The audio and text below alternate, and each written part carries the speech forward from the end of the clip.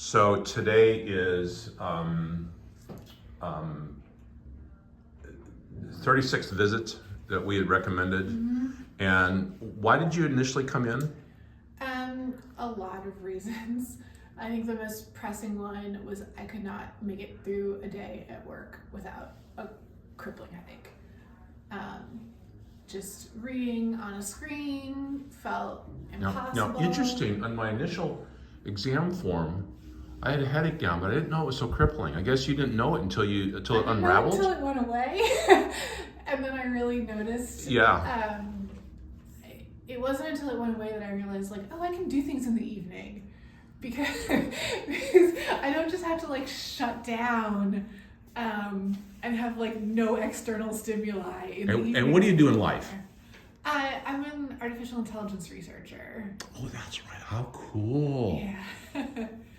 How utterly cool. Yeah. Yeah, that sounds dramatic. That's cool. So, okay. And what else besides that? And not knowing where I was in physical space. How did you know that? Because to other people that could sound like science fiction because they don't feel it. Always touching things in rooms to navigate. Mm-hmm. So every time I went through a doorway, I'd put my hand on the frame. Mm-hmm. Things like, you fill up a water bottle and you always miss the water. Just the sort of, I would sometimes see, I would stop at a stoplight and realize I didn't know I was stopped because I felt like everything was moving around me. I remember that part. Yeah, just really a lot of anxiety in stores, needing a big space bubble around me all the time. And dissociation. Yeah. Was that frequent or at times? Well, COVID was nice because I avoided going in places where it would happen. But when I started going... But I mean the sensation of being out of your body. Yeah. So it would happen in a crowd or in a store. Did you feel a relief when when your body did that? Do you feel like a lessening of tension? Yeah. That's the point. Yeah. But I would leave the store and not know what I bought, and it was just sort of not a very efficient way to go through life. After the therapy now, what's been mainly different? So you sat down and a few minutes ago and said everything, but what's okay? So the first thing I noticed was my periphery. Yeah. That was fast. That changed really quickly. I think after the month of syntonics we did, it was I actually didn't know that people saw things out here. Mm-hmm. Those driving video games where it shows sort of the movement on either side of the road. I didn't think that was how people saw the road when they drove. So you could stop at a stoplight and you'd feel like you were in the car, you're in the seat, you're physically present, and things were still. Am I correct? You're right. Okay. Right. So I could see things were still. I used to constantly move my head and scan with my eyes when I was driving. And now I can look ahead and also see around me. So that's been just completely life-changing. Or to be able to go into a store and not have that immediate overwhelm. I used to have to make a list of here's everything I need and every place I'm gonna go in order and memorize the layout.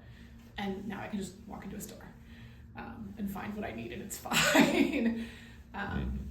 So that has been just a huge change. So that was probably the first thing I noticed. The thing that has sort of steadily improved over time is reading. I think when we started, it was just effortful constantly. I would look at a screen and lose focus and try to refocus and strain. And yet you have a secondary degree. You have a master. You have a PhD.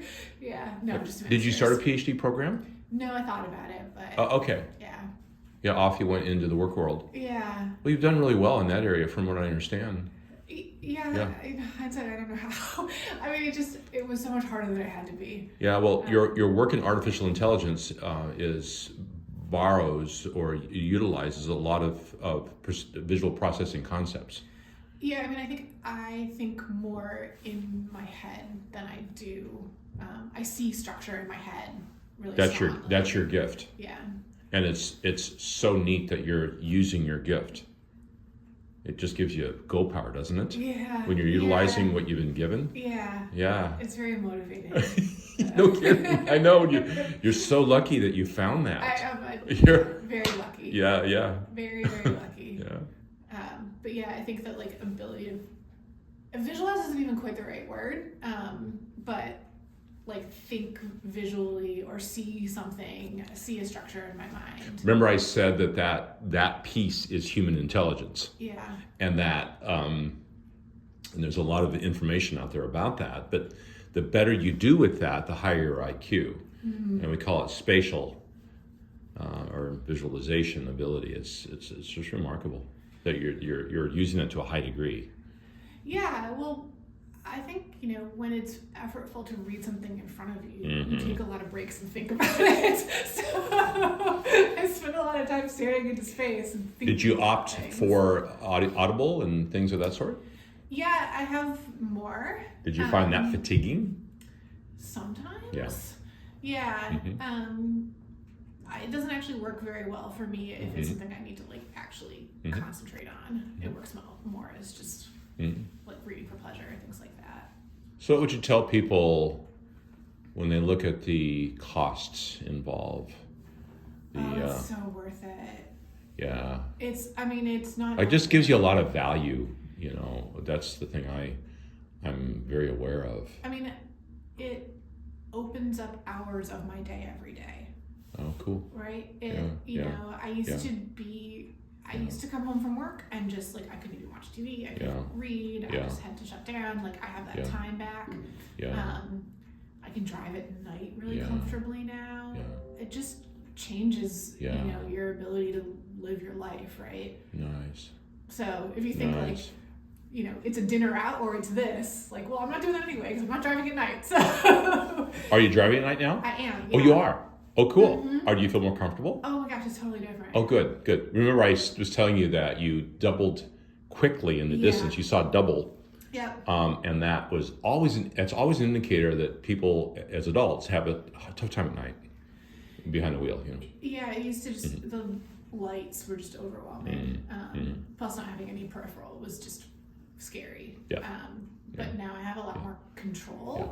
Well, I want you to have another mission, and that is to get the word out. Yes. So go to our website if you would, please. Uh-huh. I would encourage you and look at Sue Barry. It's actually a TED Talk. Okay. SUEBARRY, and okay. As an adult, she went through vision therapy, had 3 cross-eye surgeries as a kid, PhD, really well known in her field. Mm-hmm. And so she goes through vision therapy in her late 40s, and she kind of poo-poos it in the beginning because she sees kids around her doing it, but it was life-changing. She saw 3D, and now she talks to a lot of groups uh-huh. about her experiences, and she has, because of that, she's changing the face of medicine and looking mm-hmm. Looking at this stuff. So I would encourage you. There are a lot of people in the nation around the world who suffer from this, they've been to a lot of different clinicians, and they have no hope really. And the point is to give them this opportunity. And so, well, thank you for doing this. Yeah, that's great. Thank you. Yeah.